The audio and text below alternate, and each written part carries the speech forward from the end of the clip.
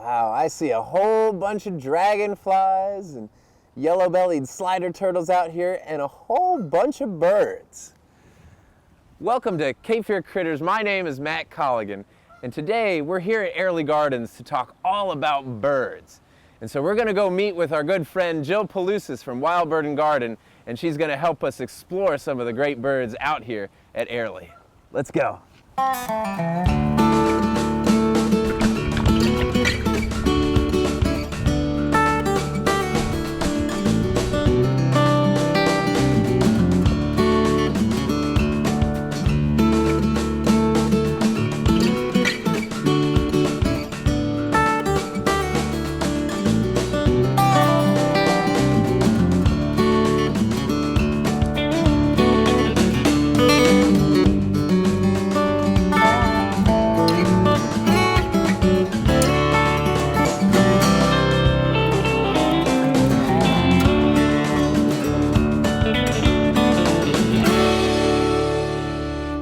Well, hello, Jill. How are you today? Hey, Matt. How's it going? Great. What are you looking at? I'm looking at the osprey nest today, and the female is actually sitting on the nest right now. Oh, her wings just opened. She's got some babies in that nest. Oh, fantastic. So is this the time of year ospreys are doing their nesting activity? It is. They come back around March into this area, though we do get some overwintering, and the activity really starts up after March. They come and sit on the nest. They'll rebuild existing nests from year to year. They'll start sitting on them probably late March. So that nest might have been from last year. Oh yeah, we've been monitoring this nest for probably 5 or 6 years already, and they'll reuse it year after year, add more nesting material to it. The male just flew off probably to gather some fish here in the water. Oh, got to stay busy, got to feed those hungry chicks. Yep. Now, this nest, is it possible when they leave the nest this fall that earlier next spring another bird might take this nest instead of the osprey? Owls predominantly will use, a lot of birds of prey will use the same nest year after year if it's a good, well-structured nest. And we've had great horned owls nesting here at Airlie in the past. They're the first birds of prey to start nesting in the year, and they can be pairing up and starting their nesting in late December, early January, so they'll finish up and fledge their babies just in time for these ospreys to move on in the same nest. Great. So let's take a look at this nest here. I mean, it's got a great vantage way up high in that tall dead tree overlooking Bradley Creek. And why would the osprey choose that site of all sites to build its nest? Ospreys are predominantly fishing birds, so this area is where they're going to be able to find their great food source. That tree, although it's dead, it provides a really good sturdy platform. It's still a really strong tree. And there's actually a second osprey nest, which is in just about sight of this location. So it's neat to see that we can get multiple nesters here at Airlie. Yeah, and you mentioned platform. So some birds, they nest in a cavity inside of a tree, some in a cup. But this type of nest structure, we call that a platform. Yes. And how could humans help ospreys find nesting sites? Well, there are man-made osprey nests and or nesting platforms that a lot of people will put together and maybe work with some of the wildlife commissions in order to build those platforms. We've been monitoring another osprey nest that's on a cell phone tower platform out in the middle of the river. So they will use man-made structures as well, and the more structures that we can put up, the more ospreys that we can get. Their population is really starting to make a comeback in our area, so we're seeing more and more osprey nests as the years have gone on. Oh, seeing more and more ospreys. So are you saying back in the past we had a lot of ospreys and then their population declined?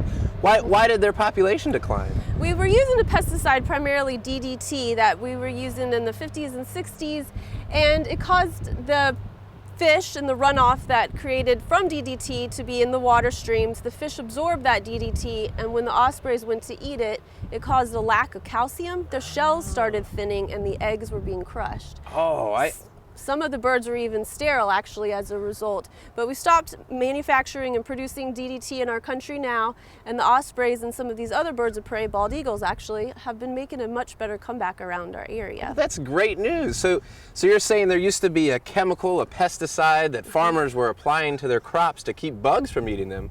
But it turns out when it rained, that pesticide would get into the waterway out here. Yep. And I understand that DDT gets absorbed by the little plants and the little animals, the bottom of the food web. Mm-hmm. And because that bird eats fish, all the things that end up in the water end up moving through the food web and eventually into fish. And when that bird eats them, it can get that DDT inside its body as well. So yeah, it builds up. It really made the eggshells thin, and it was a major problem for ospreys, bald eagles, other birds of prey, and brown pelicans were almost wiped out because of it. don't all those birds eat fish? Yes, they're all Oh, fish-eating wow. birds. Huh. So we stopped using DDT and the birds are coming back. They are. So we've been able to monitor the nests more and more as the years have gone on, and since we're getting more, ospreys tend to lay 2 to 3 eggs in their nest, and they'll be sitting on there for about a month and a half. There'll be eggs, and then after that they'll be raising the young and bringing the fish into the young. They do migrate out of here, and we'll see them going along some of the Caribbean islands. They'll kind of hopscotch over the water to different islands as they get more fish, and then come back to nest here again. Oh, so we're actually on a big bird highway right now. Isn't this the Atlantic Flyway? The Atlantic Flyway. So it provides a great corridor for nesting birds and migrating birds all along our Carolina coast. And we're able to see a lot of really amazing birds and different species as the years go by. We've been doing bird walks here at Airlie for 7 years now, and we have 172 species on our list, and it's really interesting to come on the bird walks and to see what species we get as the different months go through. Sure. And so back to our osprey here, what are some daily needs that this bird has to survive? Well, they're constantly fishing. They'll be fishing throughout the day and gathering different fish to provide for their young and for themselves. The male tends to capture a lot of the fish, and the female sticks really close to the nest and will be incubating the young. She will come off to feed for herself, and the male will take over. Oftentimes when you're observing them, you'll hear them calling to one another. She's probably saying, bring some fish for the kids. Bring me some fish. And I understand they're really savvy. They're smart when it comes to fishing. They know how to do some special tricks. So they'll migrate and move with the fish. So when the fish of the size that they need are closer to the surface, that's when you see them coming through. They'll grab the fish with their talons, so they're diving birds. They'll actually orient the fish with the head first and tail backwards so that they can fly in an aerodynamic way as they carry the fish back to the nest or back to a tree branch in order to eat it. So it's a really neat adaptation that you see them doing. So you're saying that when an osprey catches a fish, unlike an eagle, which will just catch that fish any which way, the osprey gets the fish and then turns it so that the head of the fish is flying into the wind, so it's more aerodynamic. So it looks like it's riding a surfboard, a fish surfboard, if you will. Yep. Very smart. And I understand too, their talons have spicules on their feet that are extra plates that are good for gripping on slippery fish. They do have that, and it does help them to hold on to these fish. When the ospreys dive, their talons sink into the fish and they really get a good grab and good hold on it. So another reason that they do move and migrate, they don't want to be capturing fish that are too big in the colder months that may rise more to the surface. An osprey that captures a fish too big can actually be pulled down and underwater and maybe not survive. Oh, so an osprey can bite off more than it can chew, so to say. Wow. Yeah, their talons get stuck in the fish, and the fish can actually pull them under. So they have a very keen sense of eyesight and can see fish as they're circling above the water and know just the one to dive down and grab. Sometimes you'll see them submerge a lot of their body and even shake off, kind of like a dog shaking the water off. But a lot of times it's just their talons that dip down into the water when they are fishing. And I understand too that I've noticed along their eyebrows, or right where their eyes are, they have a dark patch of feathers on an otherwise white head. What's that dark band of feathers for? Does that help them see better maybe, or? That actually reduces glare and can help them to see, especially in areas where it's so bright along the water. Another interesting fact about the ospreys is that they're the Seahawks, is a common name. So we have our local UNCW college, and the UNCW Seahawks is named after the osprey. Oh, so much like a Seahawk baseball player at UNCW might wear eye black under their eyes and able to see the baseball better, the Seahawk has those dark feathers in order to reduce the sunshine off of the waves out here so they can track those fish and find them better. And I bet if you can see fish better, you'll be happier and have a full tummy. Yeah. Let's go on and check out the Airlie Oak and see what birds we see there. That sounds great. Let's head on over to the oak. Let's come on. Love this osprey up here.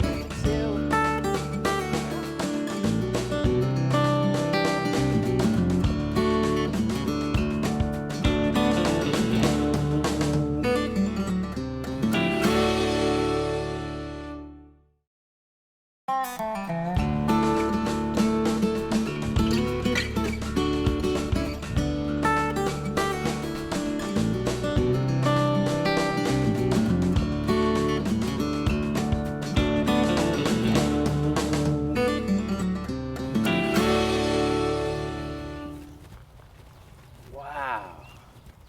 Look at all these old trees. I love the Airlie oak. How old is it? Man, some say over 400 years old.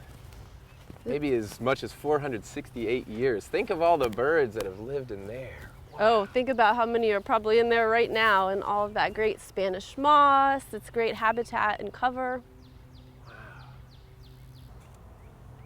Oh, Jill, did you see that cardinal over there? That's our state bird in North Carolina. Oh, the state bird of North Carolina is the cardinal? Yeah, I'm gonna set my spotting scope down so we can get a closer look at some of these birds. Yes, what is this device that you're using here, Jill? This is a spotting scope, and it's really great for birders because it magnifies all the birds that you're looking at tremendously. You can see things in the far distance that you can't point out with the naked eye or even with your binoculars. It's great for birds of prey, it's great for ducks because it really zooms them in. Right, and ducks are tough to get close to, so this is a good way to look from afar. So this is like a telescope, but for birds. Exactly. That's great. And then we both got today some really cool binoculars that are designed for birding, and this is a great habitat. Oh, there goes maybe a fish or an American crow. We've got both types of crow here.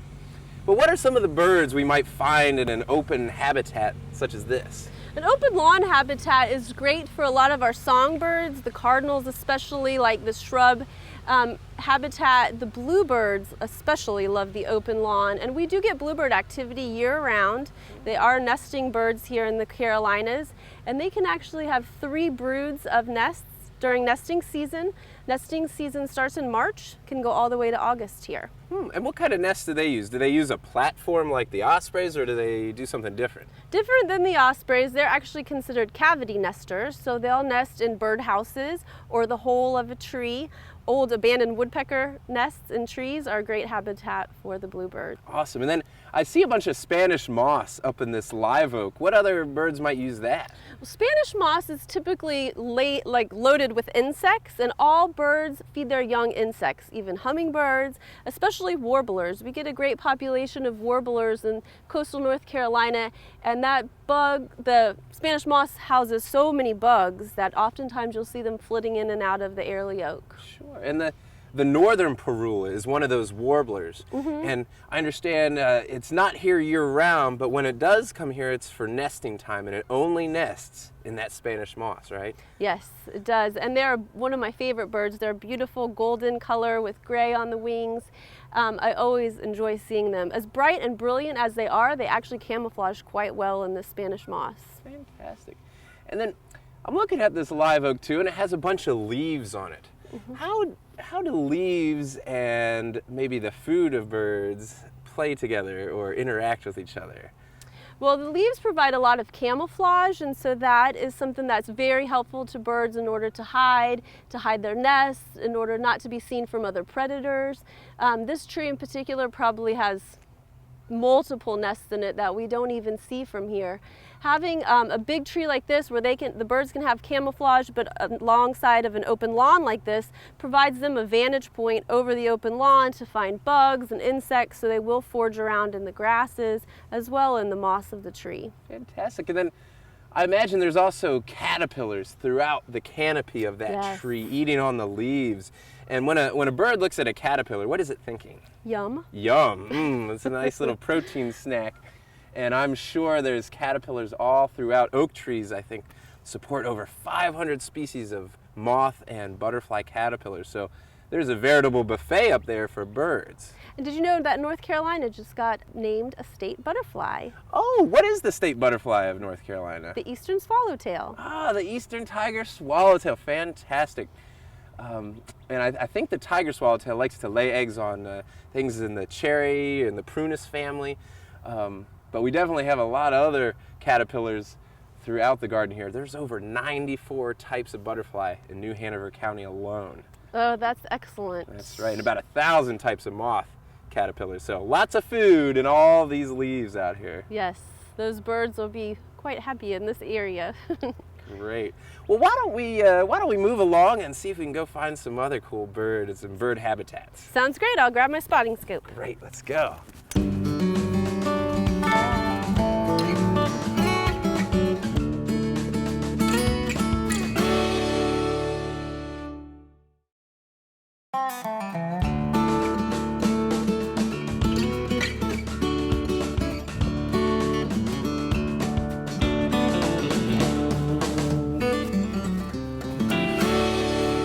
Jill, I noticed you've got a book there today. What are you reading on?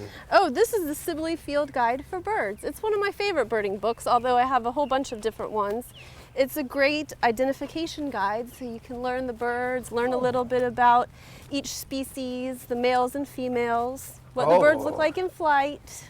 Oh, I see. There's great illustrations of all the different species of birds in eastern North America. That's happens to be where we are, huh? Mm-hmm. All right. I mean, they've got it all in here, and they tell you where you can find them, where they hang out, what they like to eat. This is a fantastic book. Yep, from our ospreys to our bluebirds, it's all covered. Great. Well, that'll come in handy, and I bet we could find one of those at the local library, right? Yes. Very good. Oh, we're coming up to a new habitat. Oh, See the salt marsh on our right, the freshwater pond on our left.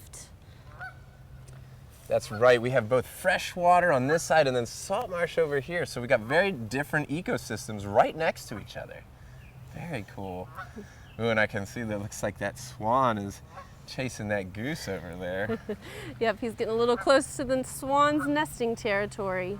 Oh, so a swan is very territorial? Is that what you're Very saying? territorial, a very pretty bird, but they are certainly a territorial species. And we have mute swans here at Airlie Gardens, and we do get nests every year. Mute swans. So does that mean they're quiet or compared to other swans maybe, or? Maybe, but they don't seem quiet to me. Yeah, they can make some noises. I've heard them chortle and snort, but I guess they make less noise than like a trumpeter swan or a tundra swan. But these mute swans, are they originally from North America? No, it's part of the history of Airlie. They were brought over here in the 1800s by some of the previous owners of Airlie. That's right. Back in the 1880s, the Jones family, who used to own Airlie, they brought those swans in, and they were used as a sign of luxury and wealth. If you had mute swans on your ponds, you were pretty cool stuff. But that bird is originally from Europe. So how might it impact birds that live here in North America? Well, it is taking habitat that our regular North American birds may otherwise use, and because the swans are somewhat aggressive, they can chase some of the other birds out of that habitat that would be good for nesting. They are beautiful birds. They've really established themselves well in our area, and we get nesting ones each year. When they start to nest again, they'll have their previous young move off into other areas and other ponds around our area. So you'll see them all around the Wilmington area and the coast and lots of our freshwater ponds.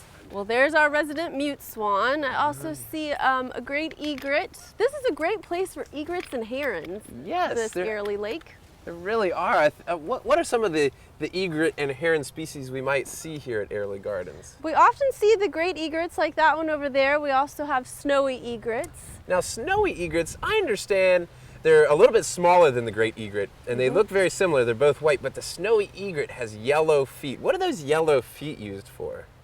Well, the yellow feet for the snowy egret can be used as lures. It's bright colored and can draw fish over to it. Oh, so the snowy egret, it has normally black legs that are hard to see in this kind of black water, and it wiggles its yellow toes, and that kind of attracts fish to come and take a look, thinking it might be food. It does. And then the snowy egret, what does it do when it sees those fish coming in? It can spear the fish. It eats fish throughout the day, so it's always out here fishing, stirring up new dinner. Oh, now you said spearing the fish. So when I think of a spear, I think of a long, pointy thing like the beak of an egret. And does an egret have the same kind of a beak as a goose or a swan might have? No, it is different. The egret's beaks are very sharp, they are very pointed, and they do use them like a spear. Like they have a very long neck, so it can toss their neck forward with that spear-like beak to capture fish. So they have basically a spring neck and a spear on the end, good for catching fish. So when we're looking at something like a goose or a swan, which has a relatively flat and kind of dull beak versus the spear point of an egret, which is designed to catch fish. What would a round beak, flat beak, be used for eating? Well, ducks and swans, they make up their diet about 80% of vegetation, so they're able to capture that with the shaped beak that they have. So the different shape of a bird's beak helps determine what it's going to eat. Yes, very much so. The feet, the beak, those are all great indicators of what type and where birds will forage. Nice, great. In the wintertime out here during Enchanted Airlie with the Christmas lights, sometimes we'll have over 300 great egrets roosting in the trees. It's a pretty cool phenomenon to see. A lot of these fishing birds will actually capture fish both here in the freshwater lake and also in the saltwater marsh just behind us. So our ospreys will fish in both places, our herons, our egrets will also fish in both places. That's interesting to note. We've got the salt marsh habitat connected to the ocean on one side, and then over this way we have the freshwater pond, and very different animals and plants live in those two ecosystems. So this is a great place to catch both of it. Yes, we got our shorebirds throughout the marsh behind us, and we get wintering ducks here in the Airlie ponds. I always am excited to see each year. Absolutely. Let's take a look at the marsh and see what birds we might find over there today. Sure, let's go.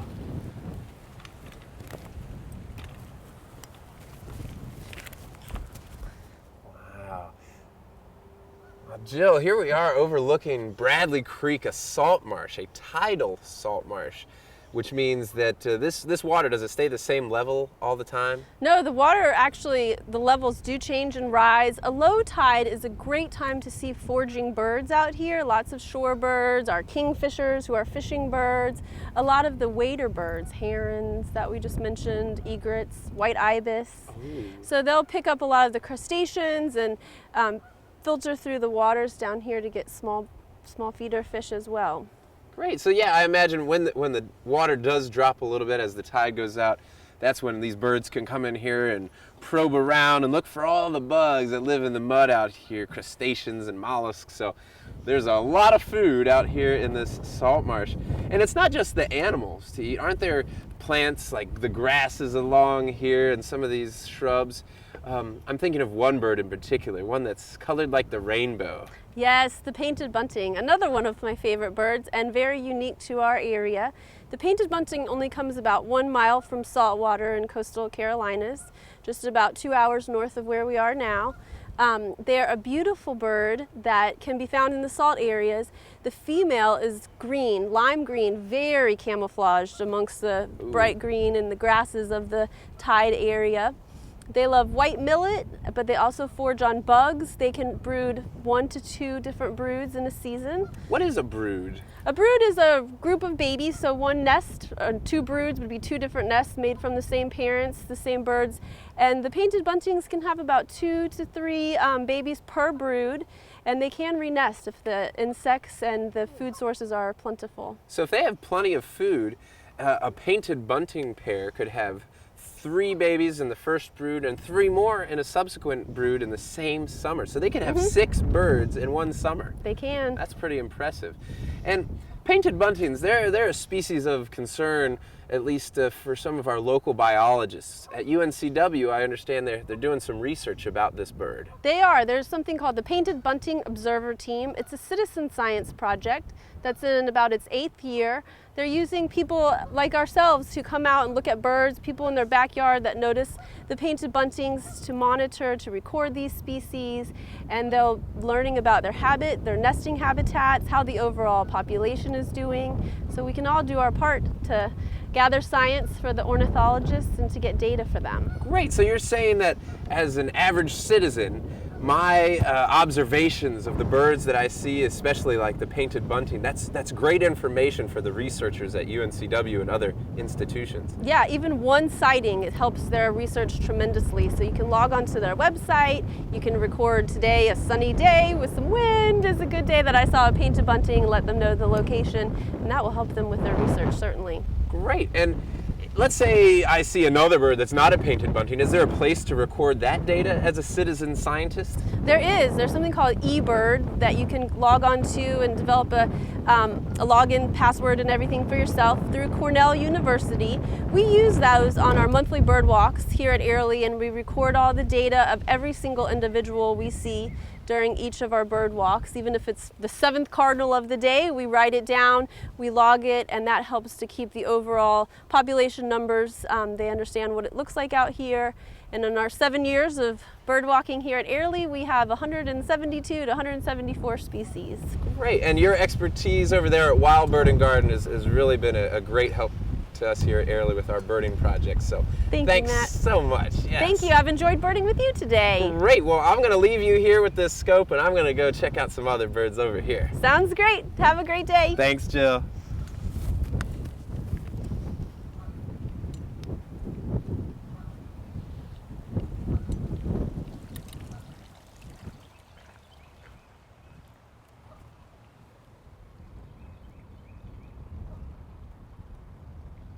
Great. What a wonderful day of birding here at Airlie Gardens. I hope you learned a lot about some of the birds that you can find in your own backyard here in southeastern North Carolina. My name is Matt Colligan, and this is Cape Fear Critters. Join us next time as we explore more wildlife in our own backyards.